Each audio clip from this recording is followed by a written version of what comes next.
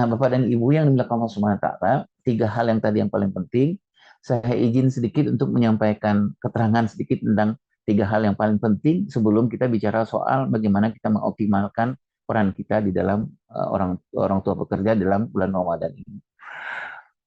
Yang pertama adalah memeriksa tentang kondisi kita, gitu. Apakah kita ini pantas untuk menerima amanah dari Allah Subhanahu wa taala? Amanah dari Allah itu adalah anak ya, Bapak dan Ibu. Sesungguhnya anak itu kan miliknya Allah Subhanahu wa taala.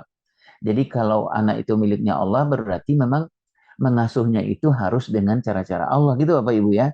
Jadi kalau saya menyebutnya adalah parenting itu by design, not by accident gitu. Jadi karena Allah memiliki anak, jadi cara mengasuh miliknya Allah itu harus seperti apa yang Allah inginkan. Nah, apakah kita adalah orang yang amanah gitu? Khawatirnya seperti saya, Bapak dan Ibu, saya bertahun-tahun saya berkhianat dengan amanah Allah. Tadi saya menyampaikan misalnya eh, salah satu desain untuk anak 0 sampai 7 tahun itu yang tadi disebutkan adalah para ulama sepakat kalau punya anak 0 sampai 7 tahun desainnya adalah anak hal 78 itu. Gitu. Apa itu amanahnya? Amanah soal pendengaran. Saya Bapak dan Ibu ketika anak di usia 0 sampai 7 tahun dahulu itu saya nggak pernah ya saya jarang baca Al-Qur'an di rumah gitu. Anak-anak jarang mendengarkan Al-Qur'an. Anak-anak jarang mendengarkan kalimat-kalimat thayyibah gitu. Kenapa? Gitu karena saya adalah orang yang tidak amanah dengan semua yang Allah amanahkan kepada saya gitu di umur anak 0 sampai 7 tahun. Nah, ada beberapa hal yang mungkin perlu kita evaluasi, perlu kita pantas-pantaskan. Yang pertama adalah sebagai penerima amanah Allah, gitu ya. Tadi saya sudah sebutkan semakin kecil umur anak-anak kita, semakin besar amanahnya, gitu ya Bunda ya. Jadi kalau logikanya pengasuhan itu kata para ulama itu adalah semakin kecil umur anak-anak kita, harusnya kita semakin serius ngurus anak itu Bapak Ibu ya. Karena itu adalah potensi yang terbesar yang Allah berikan. Misalnya gitu Bapak dan Ibu di usia 0 sampai 7 tahun itu pendengaran anak-anak kita mampu menyimpan hampir 10 tahun ke depan gitu apa-apa yang dia dengar oleh anak-anak di usia 0 sampai 7 tahun. Di usia 0 sampai 7 tahun itu anak-anak kita mampu menyimpan hampir sekitar 6.000 kata-kata per hari. Gitu. Jadi 6.000 kata-kata per hari. Kalaulah kata-kata itu kita konversikan pada Al-Quran, sudah berapa sebenarnya anak-anak kita menyimpan Al-Quran di usia 0 sampai 7 tahun? Persoalannya adalah saya dulu tidak membacakan ini Bapak dan Ibu.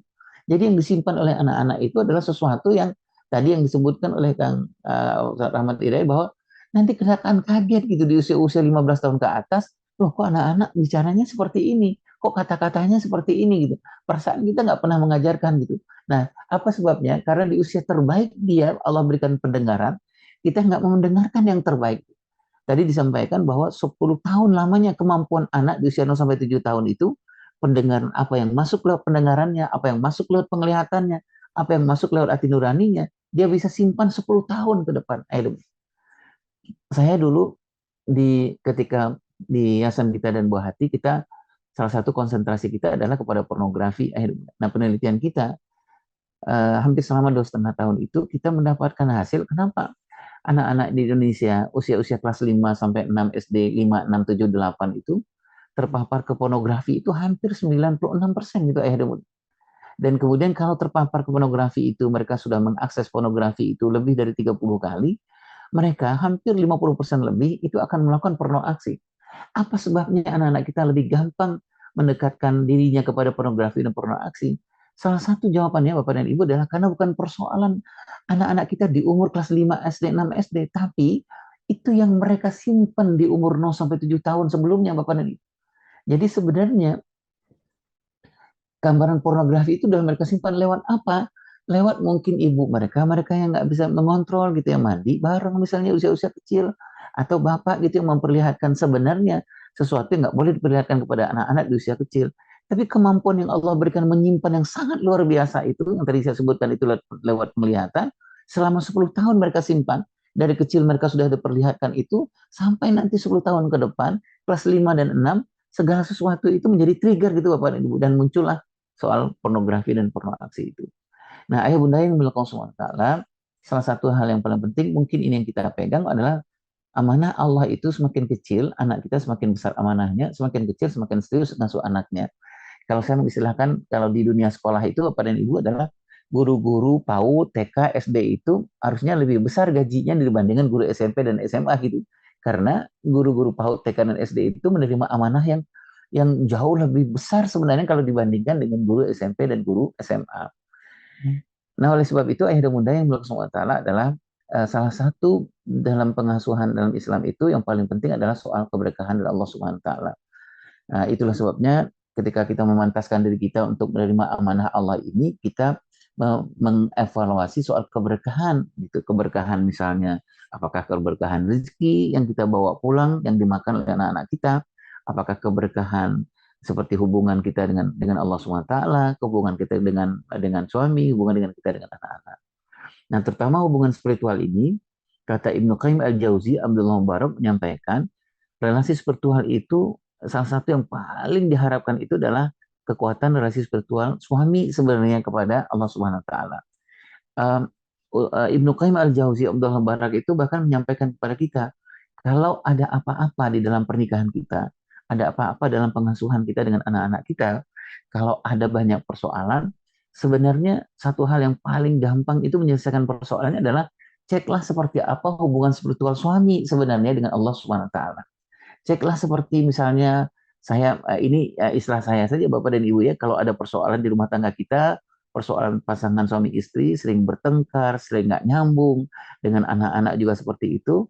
Dan tadi saya disampaikan oleh dua orang ulama besar itu, ceklah seperti apa hubungan spiritual sang suami sebenarnya.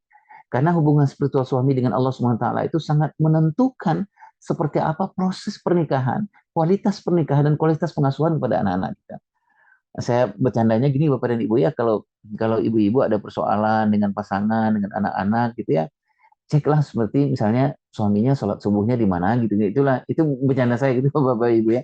Gampangnya melihatnya seperti itu hubungan semakin dekat hubungan seorang ayah, seorang suami itu kepada Allah Subhanahu wa taala, itu akan lebih gampang sebenarnya untuk mengurus persoalan-persoalan pernikahan dan pengasuhan. Istilahnya mah Bapak dan Ibu seperti ini. Kalau kita memberesi si suami memberesi sisi dalamnya, insya Allah akan mudahkan sisi luarnya gitu Bapak Ibu. Sisi dalam itu adalah hubungan spiritual dengan Allah Subhanahu wa taala.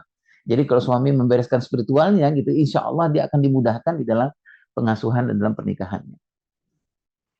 Kemudian perlu yang kita evaluasi, ayah bunda, sebelum kita membicarakan berdoa meskipun terbatas itu adalah seberapa besar melibatkan Allah di dalam pernikahan dan pengasuhan. Nah, saya berhusnuzon Bapak dan Ibu yang mulai Allah Taala, kalau kita ada bersalah dalam pernikahan, dalam pengasuhan pada anak-anak kita, sudah barang tentu porsi pertama kita adalah menyerahkan diri kepada Allah Subhanahu wa taala. Gitu Bapak Ibu ya. Menerima bahagian-bahagian dari apa yang terjadi dalam pernikahan dan pengasuhan kita, ini adalah seizin dari Allah Subhanahu wa taala gitu. Karena kita yakin pernikahan dan pengasuhan kita ini semuanya dikendalikan oleh Allah Subhanahu wa taala.